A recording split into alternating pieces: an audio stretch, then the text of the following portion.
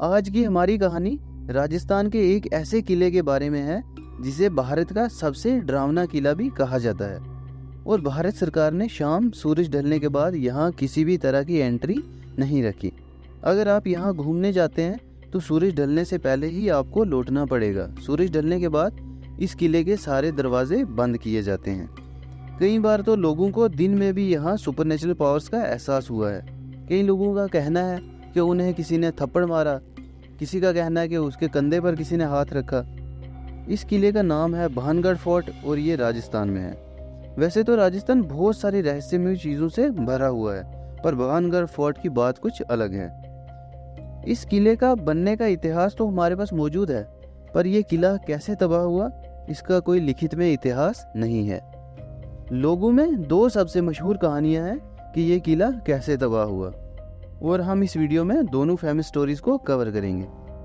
पहली कहानी एक रानी के बारे में है जिनका नाम रानी रत्नावती बताया जाता है। इस कहानी के मुताबिक रानी रत्नावती इतनी खूबसूरत थी कि उनका कोई मैच नहीं था। जो भी उन्हें देखता वो उन पर फिदा हो जाता।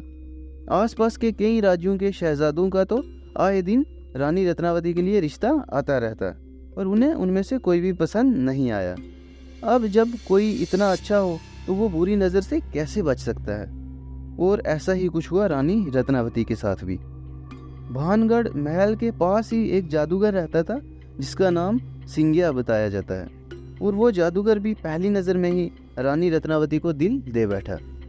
पर उसे इतना तो पहले से ही पता था कि उसका और रानी रत्नावती का कोई भी मैच नहीं है, उनका रिश्ता हो ही नहीं सकता, और शादी का तो कोई चांस ही नहीं है। इसलिए जादूगर सिंगिया ने रानी रत्नावती को अपना बनाने के लिए काले जादू का सहारा लिया। एक दिन जादूगर सिंगिया ने रानी रत्नावती की एक मेड को बाजार से रानी के लिए कुछ खरीदते देखा, और उसने बिना वक्त गवाए उस तेल पर काला जादू कर दिया। जब मेड वो तेल लेकर रानी के पास पहुंची तो रानी रत्नावती को तेल में कुछ गड़बड़ लगी।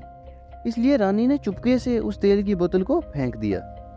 तेल की बोतल जाकर एक बड़े से पत्थर से टकराई और टूट गई। जादूगर सिंगिया ने उस तेल की बोतल पर कुछ ऐसा जादू किया था कि वो तेल जिसे भी छुएगा वो अपने आप चलकर सिंगिया के पास पहुंच जाएगा। किया तो वो जादू उसने रानी रत्नावती के लिए था, पर वो जादू सिंगिया पर उल्टा पड़ गया। पत्थर पर वो तेल पड़ने की वजह से जादू का असर पत्थर में हो गया, और पत्थर अपने आप जादूगर सिंगिया की तरफ चल पड़ा।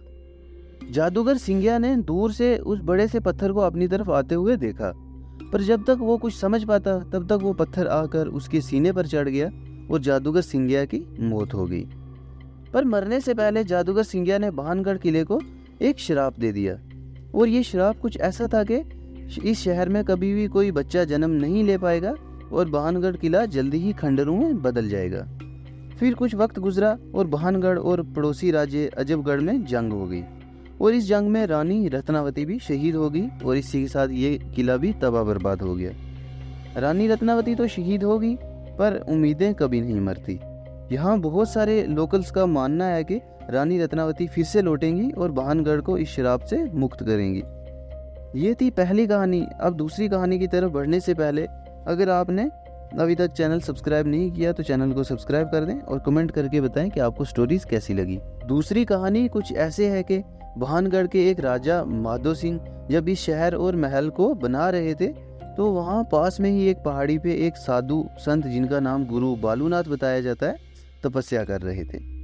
और जब गुरु बालूनाथ जी को महल के बारे में पता चला तो उन्होंने ये महल बनवाने से मना किया, पर राजा माधो सिंह जी उनकी मिन्नतें करने लगे, और बड़ी मेहनत के बाद आखिरकार गुरु बालूनाथ जी एक शर्त पर माने कि इस महल का साया उनकी तपस्या करने वाली जगह तक ना पहुंचे, और अगर इनके साये ने गलती से गुरु बालूनाथ जी की तपस्या वाली जगह को छू लिया तो इस महल के साथ साथ ये शहर पूरा खंडरों में बदल जाएगा।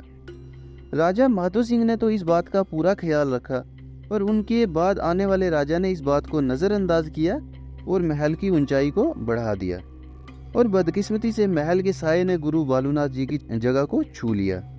और अब क्या ही होना था, कुछ ही वक्त में वो महल खंडरों में बदल गया और उसके साथ शहर भी तबाह बर्बाद हो गया। हालांकि साइंटिस्ट ने तो इन कहानियों पर यकीन करने से मना कर दिया, पर लोकल लोगों का कहना है कि यहाँ आज भी रातों को लोगों की आवाज़ें आती हैं, रात भर गाने बजते रहते हैं, कोई घुंघरू पहनकर नाचता है और रात को यहाँ पर बाज़ार भी सजता है। कुछ लोगों को तो यहाँ दिन को भी कुछ अजीब लगा और कुछ लोगों का कहना है कि उन्हें किसी ने थप्पड़ मारा। लोगों का मानना है कि सूरज डूबने के बाद अगर कोई यहाँ अंदर चला जाए तो वो कभी बाहर नहीं आ पाएगा, इसलिए सूरज डूबने के बाद इस महल के सारे दरवाजे बंद किए जाते हैं। अब इन बातों में कितनी सच्चाई है कौन जाने, पर आपको कहानी कैसी लगी कमेंट करके ज़रूर बताएं और ऐसे ही वीडियोज़ के लिए सब्सक्राइब करें हमारा चैनल।